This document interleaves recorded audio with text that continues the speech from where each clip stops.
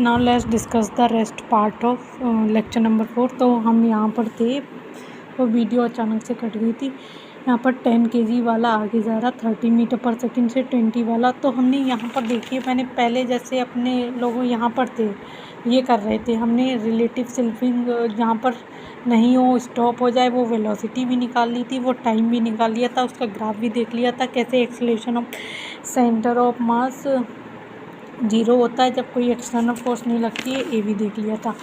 अब ये सब फिर हमने ये वेलोसिटी निकाली थी, हम इसमें एक काम और सब कर सकते हैं।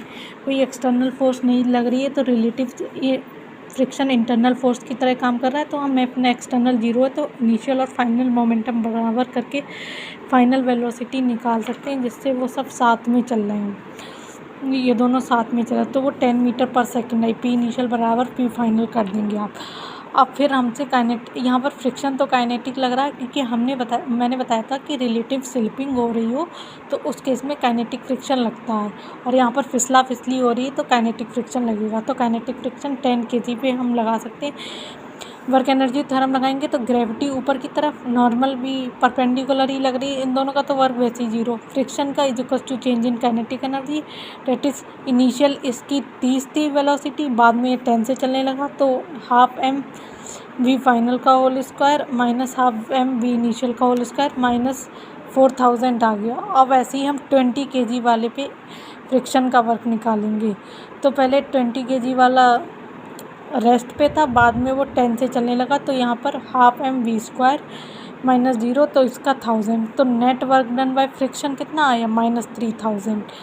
ठीक है। और हमसे सर ने थोड़े दिन पहले की क्लासेस में सर ने बताया भी था एक क्लास में कि फ्रिक्शन का वर्क डन में भी पॉजिटिव में, हाँ, वर्क एनर्जी वाले चैप्टर में बताया था कि फ्रिक्शन का काइनेटिक फ्रिक्शन का वर्क पॉजिटिव भी हो सकता है, नेगेटिव भी हो सकता है, but net work done bye kinetic friction always negative होता है, और यहाँ पर ये प्रूव भी हो गया, वो नेगेटिव आया।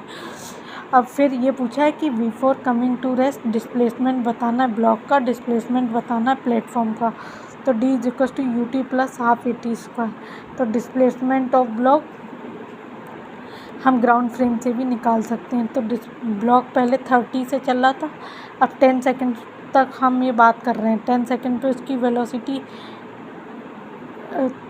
10 सेकेंड्स पे जब आया था तब इसकी वेलोसिटी दोनों की सेम हो गई थी, ब्लॉक और प्लेटफॉर्म की। तो माइनस हाफ इंटू, उस केस में एक्सेलरेशन ब्लॉक का था 2।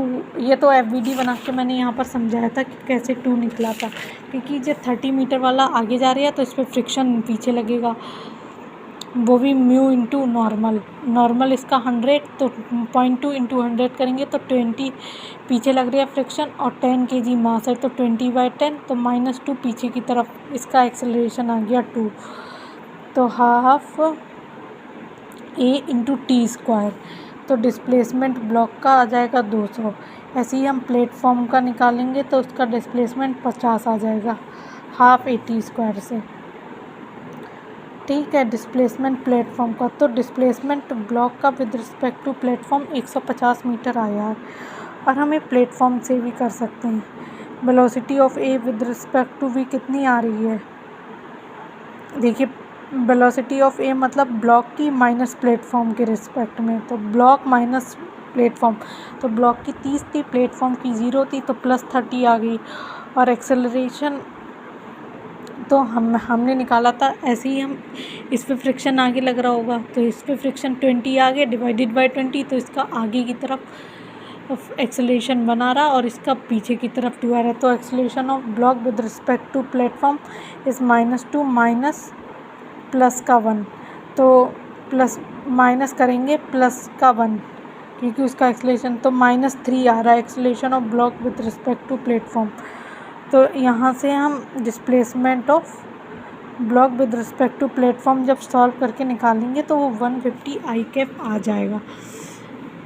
फिर अब इस केस में with respect to block pseudo force भी अगर हमसे पूछा जाए तो हम निकाल सकते हैं कि हम प्लेटफॉर्म पे बैठेंगे जाके, तो हम अपना एक्सेलरेशन ये वो इस पे बैठेंगे जाके एक्सेलरेशन पीछे दे देंगे इस 10 kg वाले को, और इसका मास है 10, तो सूडो फोर्स -10 आई कैप लग जाएगी।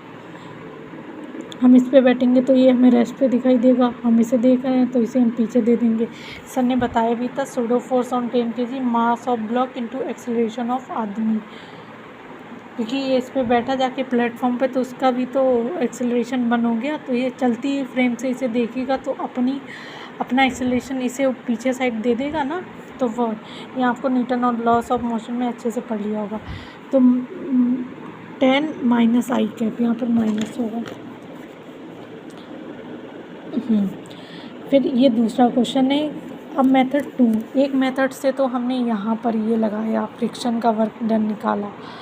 एक मेथड 2 यहाँ पर हम फ्रिक्शन का वर्क डन हम प्लेटफॉर्म के फ्रेम में निकाल रहे हैं।